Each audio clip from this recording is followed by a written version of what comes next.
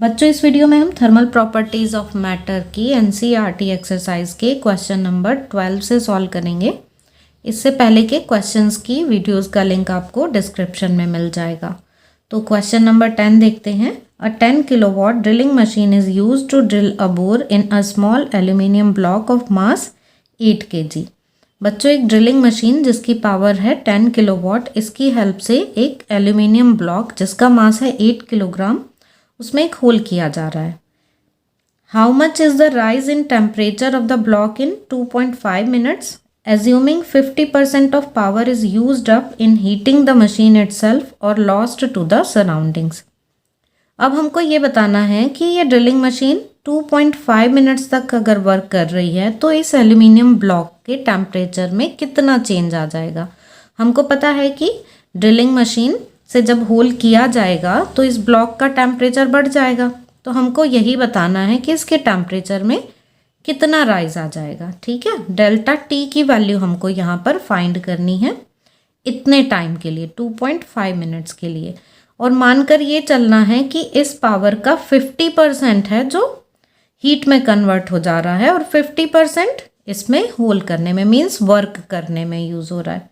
तो 50% power use हो रही है to drill a bore and 50% power use हो रही है टू राइज द टेम्परेचर।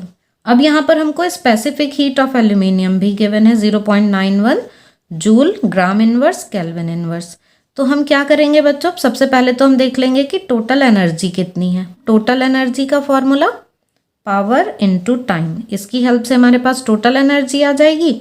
इसका 50% यूज़ होगा टेम्परेचर को चेंज करने में, इंक्रीज़ करने में।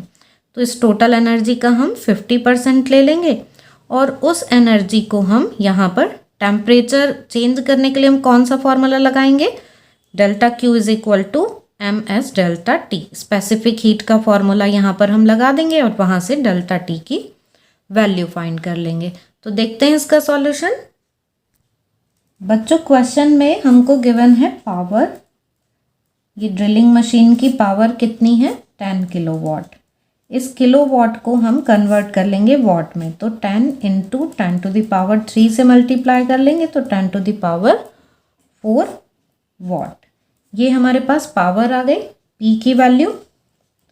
अब इसमें हमको टाइम कितना गिवन है, टी इज इक्वल टू है 2.5 minutes.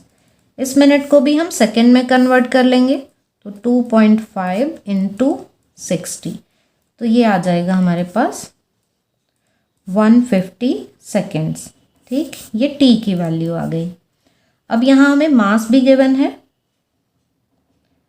Mass of the block, जो एल्यूमिनियम ब्लॉक है उसका मास हमको कितना गिवन है, ये मास है 8.0 किलोग्राम। बच्चों इसको हम ग्राम में कन्वर्ट कर लेते हैं क्योंकि हमने देखा है क्वेश्चन में कि स्पेसिफिक हीट की वैल्यू में ग्राम यूज़ हो रहा है, तो हम इसको भी यहाँ पर ग्राम में लिख लेते हैं।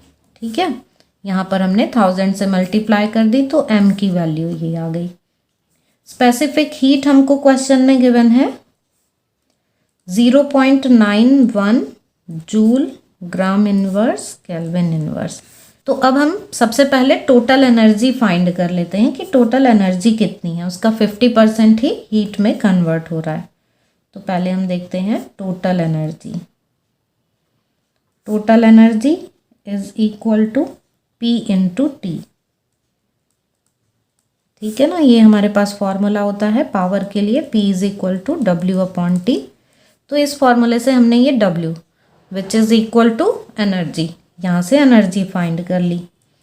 ये 10 टू द पावर 4 और T की वैल्यू 150, तो ये हमारे पास 150 into 10 to the power 4 joule. ये टोटल एनर्जी आ गई है। अब 50% ही यूज़ हो रही है टेम्परेचर को इंक्रीज़ करने में, तो हम लिख लेते हैं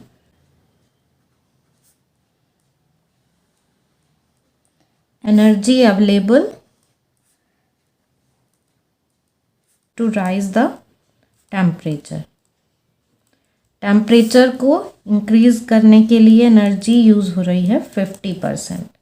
ठीक है, तो अभी यहाँ पर एनर्जी कि वैल्यू कितनी आ गई जो एनर्जी अवेलेबल है। 50% मीन्स 50/100, तो 1/2 इंटू टोटल एनर्जी 150 इंटू 10⁴, तो ये आ गई 75 इंटू 10⁴ जूल। ठीक है, ये 50% मीन्स 1/2, तो 1/2 से मल्टीप्लाई करके हमारे पास जो एनर्जी अवेलेबल है वो लिख ली हमने यहाँ पर। यही एनर्जी कन्वर्ट हो रही है हीट में, तो हम इस एनर्जी को ही क्या लिख लेते हैं, डेल्टा क्यू। यहाँ पर ये डेल्टा क्यू की वैल्यू आ गई। ठीक है, ये डेल्टा क्यू क्या है, ये डेल्टा क्यू है हीट। ठीक, अब हमारे पास ये डेल्टा क्यू की वैल्यू आ गई। अब हम यहाँ पर फॉर्मूला लगा देंगे, delta Q is equal to M S delta T. इससे हमें ये डेल्टा टी फाइंड करना है, तो delta T is equal to आ गया delta Q upon M S. अब यहाँ पर डेल्टा क्यू की वैल्यू 75 इंटू 10⁴, मास कितना है 8 इंटू 10⁻3, ये यहाँ पर स्पेसिफिक हीट ऑफ एल्यूमिनियम ये कितनी है 0.91। अब हमें इसकी कैलकुलेशन करनी है। 75 इंटू 10⁴, और ये बच्चों ये पावर भी ऊपर आके यहाँ पर ये माइनस हो जाएगी, और इसका भी पॉइंट हटा के हम ऊपर 100 लिख लेंगे। तो अब 91 की 8 में मल्टीप्लाई करते हैं तो ये आ जाता है 728, और ये जो हमने यहाँ पॉइंट हटाया इसको हमने लिख दिया इधर 100। अब हमारे पास क्या बचता है, यहाँ पर 1 और ये 1000, मतलब तो बच्चों ये डिवाइड करके आ जाता है 103। अब यहाँ पर 0, 2, 1 और वैल्यूज़ आती हैं लेकिन ये पॉइंट के बाद, लेकिन हम बस इसको ऐसे राउंड ऑफ कर लेते हैं 103 तक। तो ये डेल्टा टी की वैल्यू आ गई है 103 डिग्री सेल्सियस। ठीक है, तो जो टेम्परेचर में चेंज आया ब्लॉक के वो कितना आ गया 103 degree Celsius.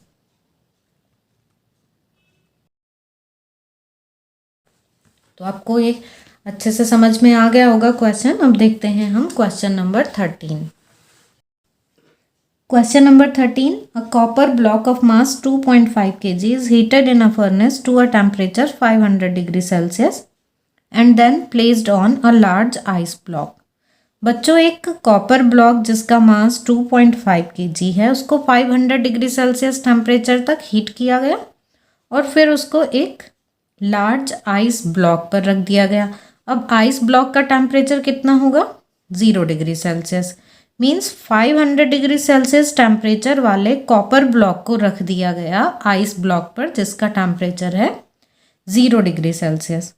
What is the maximum amount of ice that can melt. अब क्या होगा कि जो कॉपर ब्लॉक की हीट है वो ट्रांसफ़र होगी आइस ब्लॉक को, ठीक, तो उससे आइस मेल्ट होने लगेगा। अब यहाँ हमें बताना है कि मैक्सिमम कितना अमाउंट आइस का मेल्ट हो जाएगा। यहाँ हमें specific heat of copper given है और heat of fusion of water given है। तो चलिए देखते हैं इसका सॉल्यूशन। बच्चों क्वेश्चन में हमें गिवन है mass of copper block 2.5 kg, temperature हमको गिवन है 500 डिग्री सेल्सियस, तो इसी को हम डेल्टा टी ले रहे हैं कि चेंज इन टेम्परेचर इतना है। कॉपर की स्पेसिफिक हीट 0.39 ये गिवन है हमें। यूनिट बच्चों यहाँ पर देखें तो जूल, ग्राम इनवर्स, केल्विन इनवर्स, मतलब ये वैल्यू हमको ग्राम में गिवन है। तो हम यहाँ पर ये 2.5 किलोग्राम जो है इसको भी ग्राम में कन्वर्ट कर लेते हैं। 2.5 इंटू 10⁻3, अब ये ग्राम में आ गई वैल्यू। यहाँ पर बच्चों हमको latent heat of fusion given है, आइस मेल्ट हो रहा है ना वाटर में, तो ये वाटर के लिए LF की वैल्यू 335 जूल पर ग्राम ये गिवन है। अब बताना क्या है कि कितना आइस मेल्ट हो जाता है, कितना अमाउंट आइस का मेल्ट हो जाता है।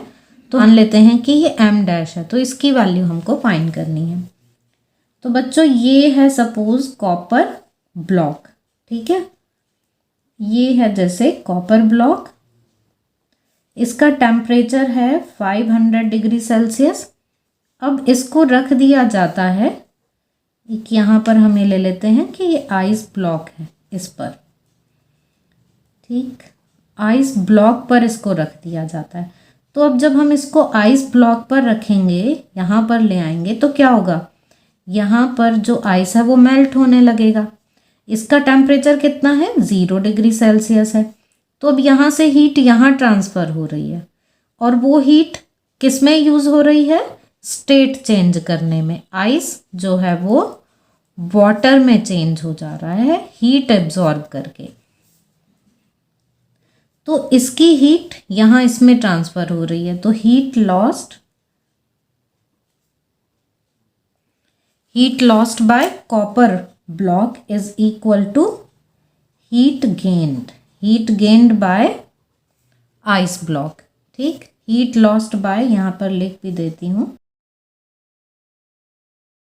Q is equal to MS delta T। ये स्पेसिफिक हीट वाला फॉर्मूला लेंगे, और इधर ये जो है हीट, ये किसके इक्वल है, ये हो जाएगी MLF के इक्वल। ठीक है, यही हीट तो कन्वर्ट हो रही है ना फिर यहाँ पर लेटेंट हीट में।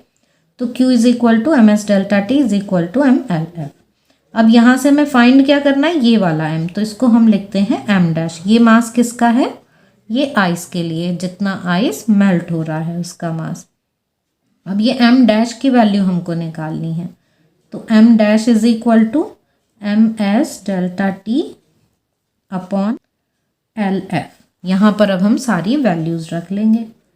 2.5 इंटू 10 टू द पावर 3, और कॉपर की स्पेसिफिक हीट हमको कितनी गिवन है, ये वैल्यू है 0.39, और temperature difference 500। Latent heat of fusion 335। अब ये सॉल्व करना है हमको, तो हम यहाँ 5 से इसको काट देते हैं, ये 100 आ गया, यहाँ पर ये आ गया 67। तो अब 2.5 इस 100 के इसमें मल्टीप्लाई कर लेते हैं, तो ये 39 हो जाएगा, और इधर ये 10 टू द पावर 3, इसको डिवाइड कर देना है 67 से। इन दोनों की मल्टीप्लाई कर लेते हैं, तो ये आएगा 97.5। इसको अब डिवाइड कर देंगे 67 से इंटू 10 टू द पावर 3। तो यहाँ पर डिवाइड किया बच्चों, तो ये आ गया 1.45 इंटू 10 टू द पावर 3। ये हमारे पास आंसर आया है ग्राम में। ये जो M डैश की वैल्यू है, M डैश किस में है, ये 1.45 इंटू 10 टू द पावर 3 ग्राम में। इसको हम किलोग्राम में लिखें तो 1.45 किलोग्राम, ऐसे राउंड ऑफ करके हम लिख देंगे 1.5 किलोग्राम। ठीक है, क्योंकि हम अगर सिग्निफिकेंट फिगर्स के अकॉर्डिंग देखें तो यहाँ पर हमको ये 2 सिग्निफिकेंट फिगर्स दी हुए, तो यहाँ भी हमने ये 2 में ही लिख लिया है। ठीक, तो जो अमाउंट आइस का मेल्ट हो रहा है वो 1.5 किलोग्राम के अराउंड इतना मेल्ट होगा। तो ये आंसर आ गया। तो ये था बच्चों क्वेश्चन नंबर 13।